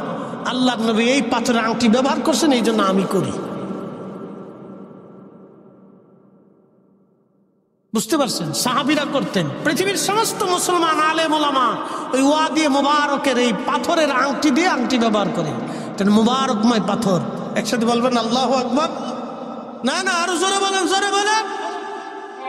রসুলের জবানের কারণে একটা উপত্যকা মোবারক হয়েছে, নবী বলার কারণে উহুদ জান্নাতে চলে গেছে, রসুল বলার কারণে একটা উট জান্নাতে গেছে, নবী বলার কারণে একটা ইউস্তুন হান্নানা মরাকার জান্নাতে চলে গেছে, নবী বলার কারণে রসুল যেখানে নামাজ পড়তেন আসা যাওয়া করতেন ওই জায়গাটা রিয়াদুল জান্নাহ হয়ে গেছে। একসাথে বলা যাবে না আল্লাহু আকবার। আপনি রসুলের জবানটাকে এত সহজ করে কিভাবে বুঝেন? তা আপনি কিয়ামত পর্যন্ত চিল্লে আপনার ঘরের টুকু জান্নাতের বাগান বানান তো দিতে পারেন নাকি? এই জন্য আপনাকে বুঝতে হবে অনেক কিছু, খালি বাহ্যিকভাবে অনেক কিছু বুঝলে হয় না, আভ্যন্তরীণভাবে কিছু বুঝতে হবে। প্রিয় উপস্থিতি, কুষ্টিয়াবাসী বহু ওয়াজ করে ফেলছি, আপনাদেরকে ওহুদে একটু নিয়ে চলে যাই, ওহুদে নিয়ে চলে যাব, মনোযোগ দেন। ওহুদে গেলাম, মদিনা থেকে ফিরে আসবো রাত্রিবেলা, দিনে গেলে হবে না, রাত্রে যাবেন। সব সময় যেতে দিতে পারে না ওরা, তার কাটা দিয়ে ঘিরে রাখে। আমার এই বছর হজের সময় তার কাটা কাটা ছিল। আমার সাথে যিনি ছিলেন মাওলানা মাইনুদ্দিন আহমদ জালালাবাদী সাহেব, তিনি সিলেটের খাজা হজ গ্রুপের মালিক। ওনার সাথে, ওনার কাফেলার সাথে আমি গিয়েছিলাম। তো খাজা সাহেবকে বললাম, মামা আপনি আমাকে রাত্রিবেলা ওহুদে নিয়ে চলেন। বলে মামার এই পুলিশে ঝামেলা করে, এত রাত্রে ওহুদের ওইখানে যাব। বললাম চলেন আপনি, আমরা কে কে যাবে বলেন। আরো কয়েকজন আলেম মিলে আমরা রাতের আধারে রওনা করলাম। মদিনাতুল মুনাওয়ারা থেকে, হোটেল থেকে বের হইয়া আমরা ওহুদে চলে গেলাম। যায় দেখি কেউ না, একেবারে স্রেফ ফাঁকা, রাতে বেলা কেউ আসে না। ধীরে ধীরে তার কাটার ফাঁকা দিয়ে ঢুকে আমরা ওহুদে হেঁটে হেঁটে পাহাড় পেরে ওহুদের সেইখানে গেলাম, যেখানে রাহমাতুল লিল আলামিন ওহুদের যুদ্ধে দন্ত মোবারক শহীদ হওয়ার পরে আমার নবীজি ওইখানে বিশ্রাম নিয়েছিলেন। ওইখানে যাওয়ার পরে রাত্রিবেলা যখন গেলাম, আল্লাহর কসম করে বলি ওই জায়গাটা সিমেন্ট দিয়ে গেঁথে রেখেছে, যাতে ভিতরে কেউ যেতে না পারে এবং এটা অপবিত্র করতে না পারে।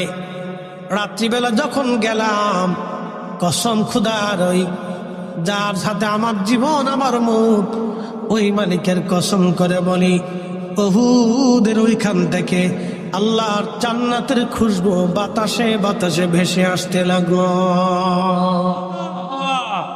মাহফিল সাক্ষী, ওয়াল্লাহি বিল্লাহি তাল্লাহি, আমার জীবনকে, আমার নাককে, আমার জিন্দেগিকে, আমার ওই সময়ের মুহূর্তটাকে আমি অস্বীকার করতে পারবো না। শুধু আমি না, আমার সাথে আরো 4-5 জন আলেম ওলামা যারা ছিলেন, আমরা মোহিত হয়ে গেলাম, অস্থির হয়ে গেলাম যে এটা কি।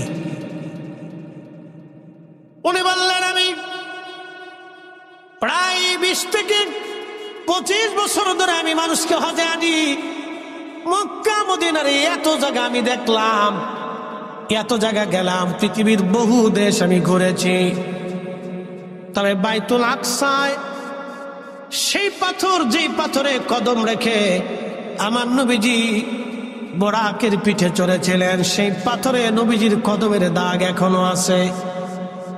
সেই পাথর থেকে যেই ঘ্রাণ আসে, উহুদ থেকে একই রকম ঘ্রাণ আসে, ঘ্রাণের কোনো পরিবর্তন নাই। পৃথিবীর কোন আতরে আপনি ঘ্রাণ আর পাবেন না যে উহুদ থেকে আমার রসুলের বিশ্রামের জায়গা থেকে যে ঘ্রাণ আসে। পৃথিবীর অন্য কোথাও থেকে এই ঘ্রাণ আর আপনি খুঁজে পাবেন না। পৃথিবীর সবচেয়ে দামি আতর থেকেও ঘ্রাণ পাবেন না। একবার জোরে বলা যাবে আল্লাহু আকবার। আমার জীবনের বাস্তবতা থেকে বলতেছি, ভালো করে শুনে যাবেন, ভালো করে শুনে যাবেন, বাস্তব দলিল থেকে বলতেছি। ওই স্থান পর্যন্ত পৌঁছাইলাম যেখানটা উহুদে ফাঁকা, একবারে কাছে সামান্য একটু জায়গা আছে। 4-5 জন আমরা ওখানে জামাতে নামাজে দাঁড়াইলাম। ঘ্রাণ আসতে লাগলো, সিমেন্ট দিয়ে গাঁথা সামান্য একটু জায়গা, জানালার মতো ফাঁকা করা।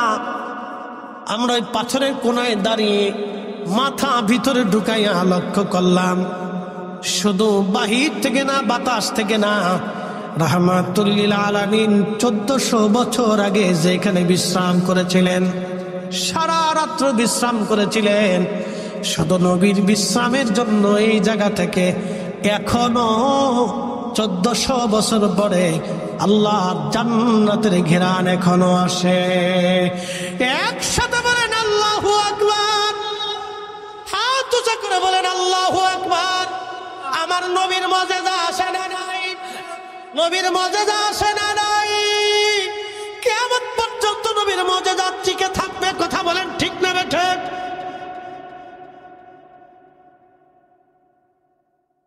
কিয়ামত পর্যন্ত নবীর মজেজা টিকে থাকবে। কয়েক ঘন্টা পর্যন্ত ওখানে এশার নামাজ পড়েছি, নফল পড়েছি, দুরূদ শরীফ পড়েছি, মিলাদ শরীফ পড়েছি, দোয়া করেছি, বারবার বারবার বারবার দোয়া করেছি। যত সময় বসে গেছি তত সময় ওখান থেকে সুঘ্রাণ আমাদের নাকি বেশি বেশি আসছে। বাবা আজ আমার, মায়েরা আমার, বোনেরা আমার, ভাইরা আমার, বাস্তবতা থেকে আজ বলে গেলাম, আমার নিজের বাস্তবতা থেকে আজ বাস্তব আজ বলে গেলাম, পৃথিবী উল্টে যাবে। পৃথিবীর কোন সেন সুঘ্রাণ থেকে ঘ্রাণ আপনি পাবেন না বাবা। এত চমৎকার ঘ্রাণ, এতই চমৎকার সুঘ্রাণ আসতে লাগলো খান থেকে।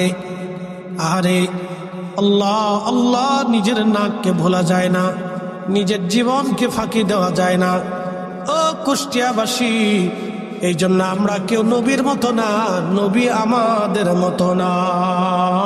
চিৎকার মেরে বলেন ঠিক না বেঠে? এ সবজ গম্বদ ওয়ালে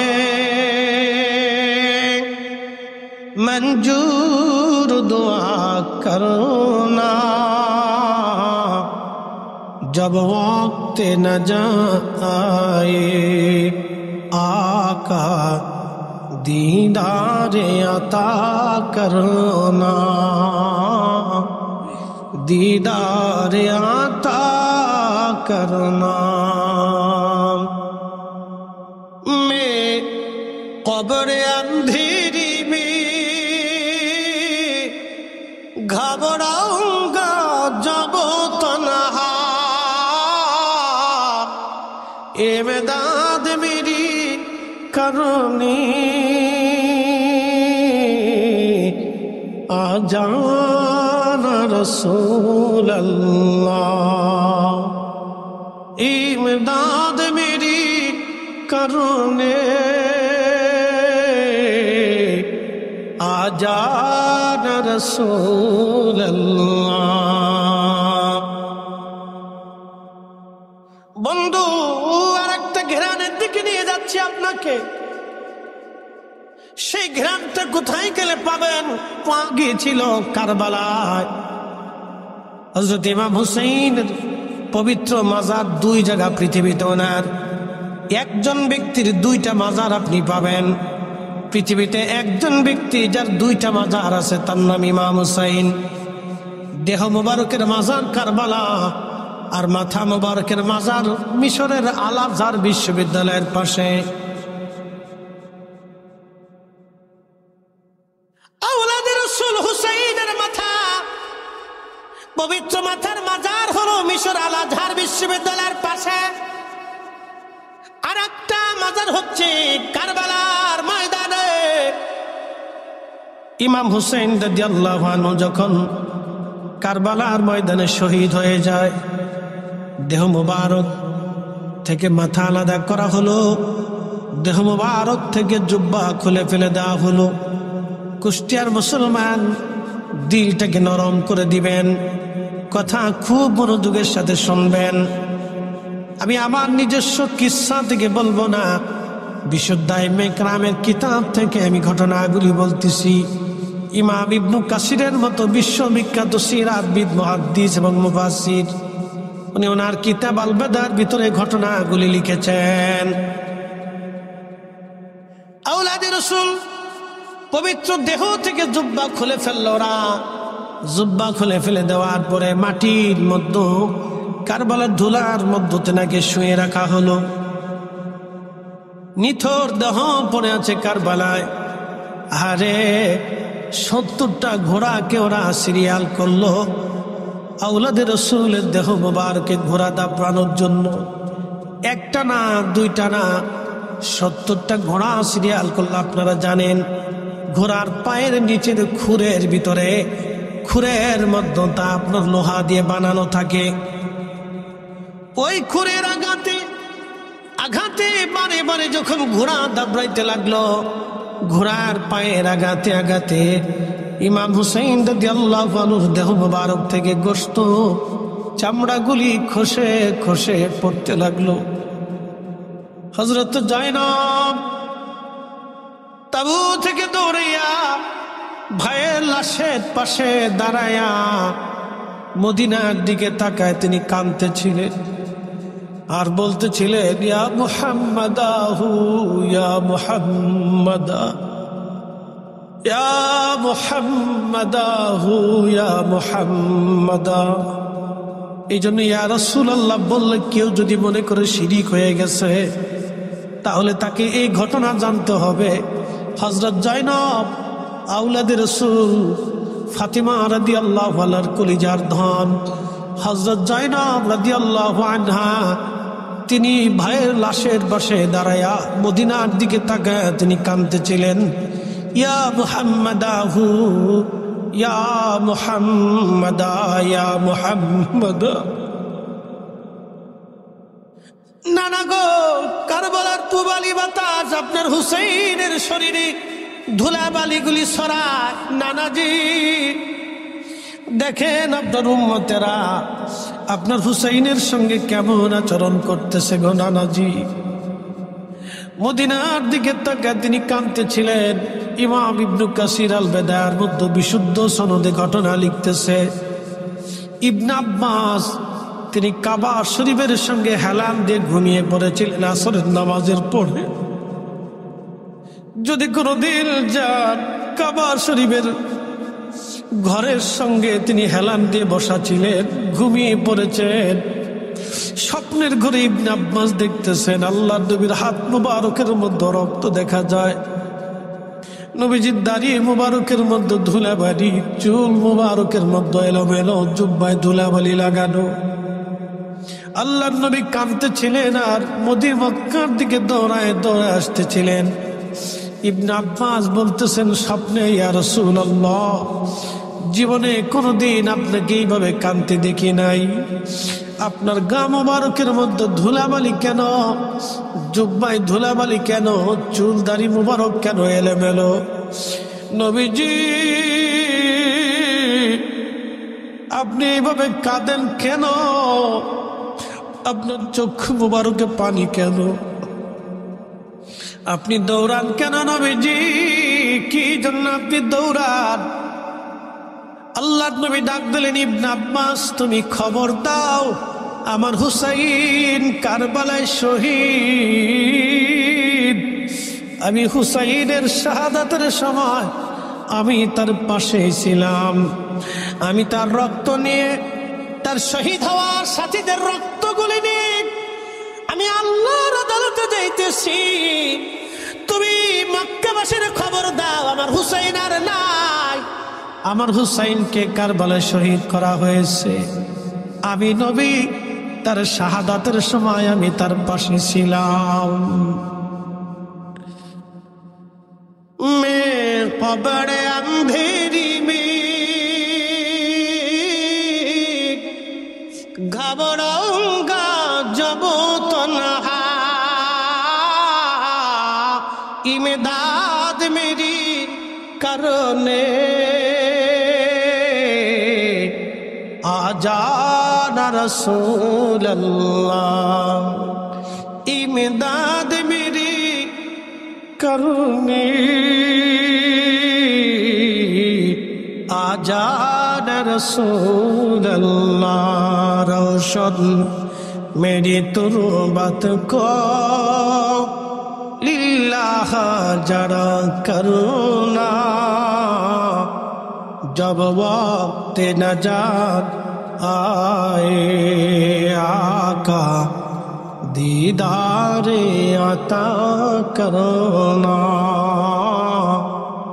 दीदारे अता करना।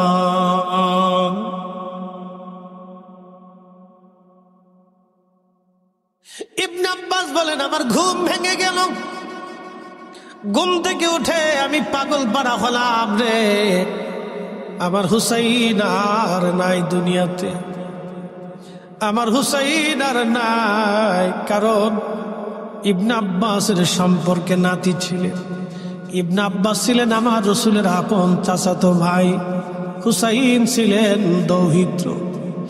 নাতি হিসেবে খুব ভালোবাসতেন হুসাইনকে।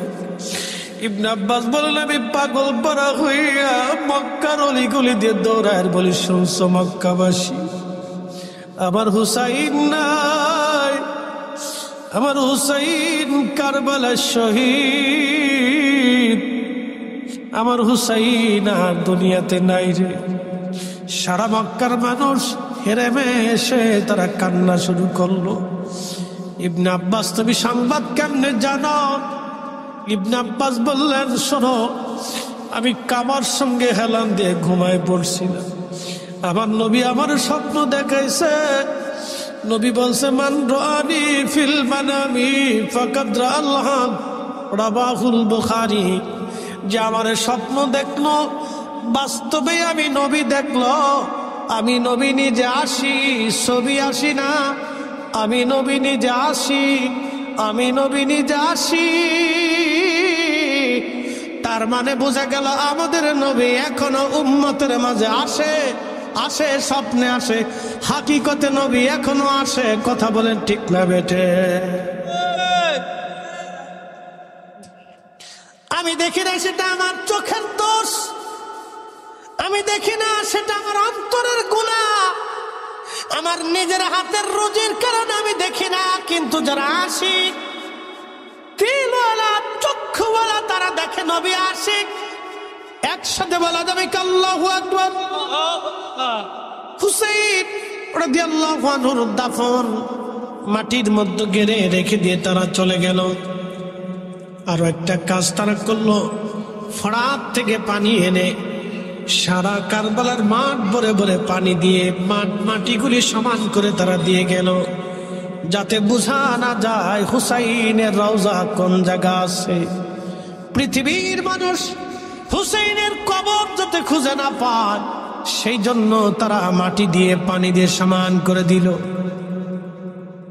বহুদিন পার হলো, কিছুদিন পার হওয়ার পরে বেদুইন এক আল্লাহর বান্দা আশিক রাসূল, বেদুইন মরুভূমিতে বসবাস করত, সে জানতে পারছে কারবালাতে হুসাইন শহীদ হয়ে গেছে। ওই বেদুইন সুদূর মরুভূমি থেকে দৌড়ায় দৌড়াইয়া কারবালা এসে কারবালার মানুষকে জিজ্ঞাসা করে, কারবালাবাসী শুনছনি, বলবানি আমার হুসাইন শহীদ কোন জায়গা তাকে দাফন করা হয়েছে বলো। আমি তো তারে দেখি নাই, কিন্তু তার মাজার আমি একটু জিয়ারত করে চলে যাব।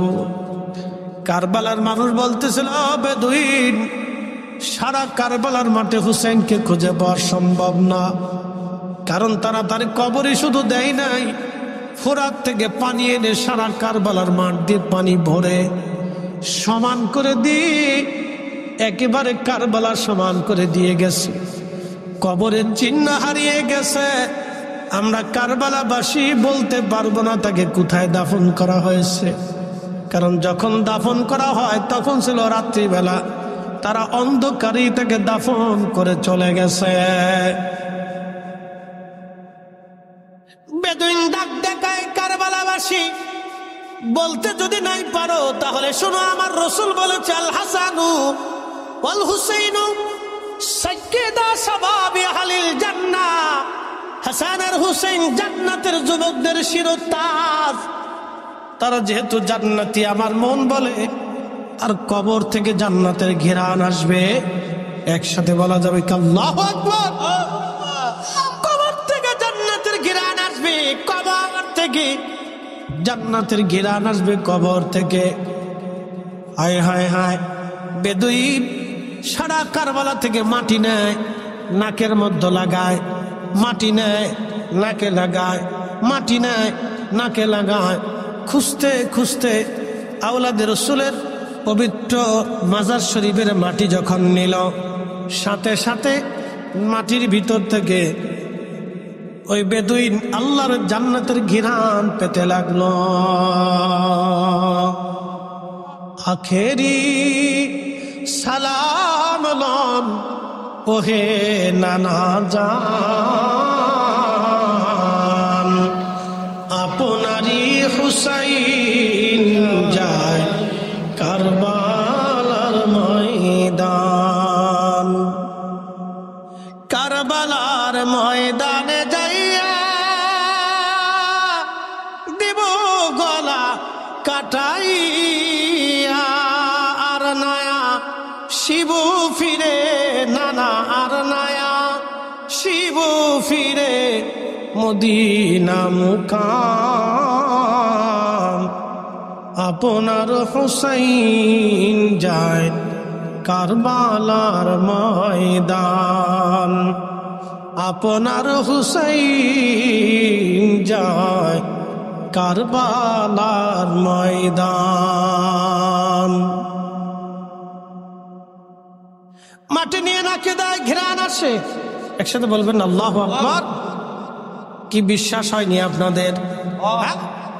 যারা বলেন হয়, যদি না হয় তাহলে আরো। আমি তো লিখি নাই, ইমাম ইবনে কাসির আজ থেকে 750 বছর আগে ওনার কিতাবের মধ্যে বিশুদ্ধ সনদে লিখেছেন।